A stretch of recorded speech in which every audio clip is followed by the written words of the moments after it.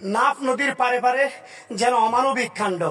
আমরা এসেছি সকাল থেকে 8টি লাশের খবর পেয়ে, একে একে 3টি লাশ আমরা এখন উদ্ধার করেছি, আরো 7টি লাশ আছে। মিয়ানমার থেকে অমানবিকভাবে যে রোহিঙ্গা মুসলিমদেরকে নির্যাতন করা হচ্ছে, জুলুম করা হচ্ছে, বিগত 8 দিনে আমরা 173টি লাশ দাফন করেছি। আজকে নতুন করে আবারও 10টি খবর পেয়েছি, এ পর্যন্ত 2টি দাফন হয়েছে, আরো 8টি আমরা এখন তুলতেছি। যেটি নীলা 2 বিজিবি ক্যাম্প আছে, লেদা 2 বিজিবি ক্যাম্পের পিছনে আবারও একের পর এক 8টি লাশ।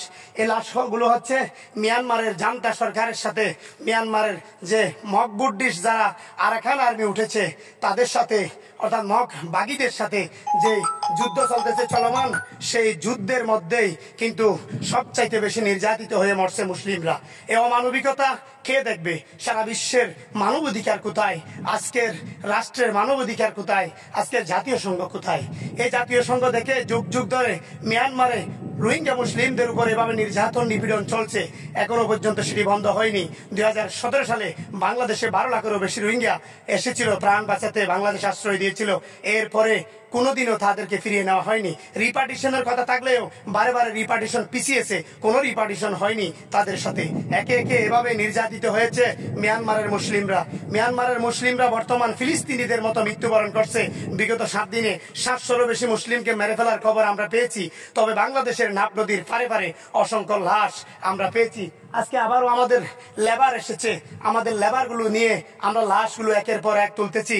অমানবিকতা, একটি গর্ভিত নারী, তার পেটে বাচ্চা, তারপরে নারীটি আর নেই, সেই নির্যাতনে গুলির আঘাতে মারা গেছে গর্ভিত নারী, সেই গর্ভে রয়েছে একটি ছোট্ট বাচ্চা। আরেকটি 6 বছরের বাচ্চার লাশ এই মুহূর্তে আমরা তুলেছি নাফ নদীর পারে। এই অমানবিকতা আজকে চলছে। কোথায় মানবাধিকার, কোথায় জাতীয় সংঘ?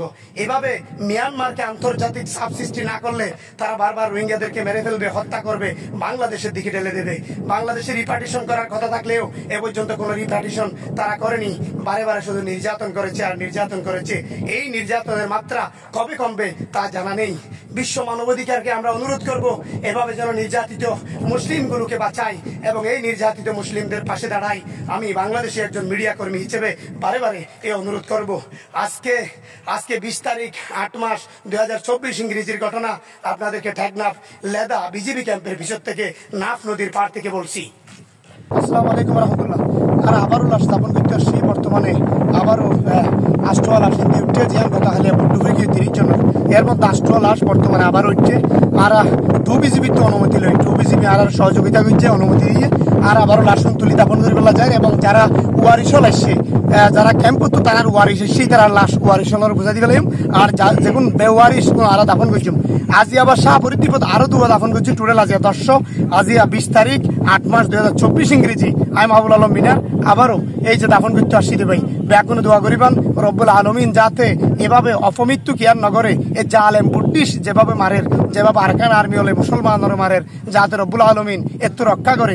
এই বুদ্ধিস্ট যে অমানবিক গড়ের আরা চাই জাতীয় সংঘ এই অমানবিকতা বন্ধ করুক। এই অমানবিকতা বন্ধ করি মিয়ানমারের উপরে চাপ সৃষ্টি করো না চাই। আর চাই বিজিবির যেভাবে আর সহযোগিতা করে লাশ তুলের, এভাবে আর খুবই সন্তুষ্ট।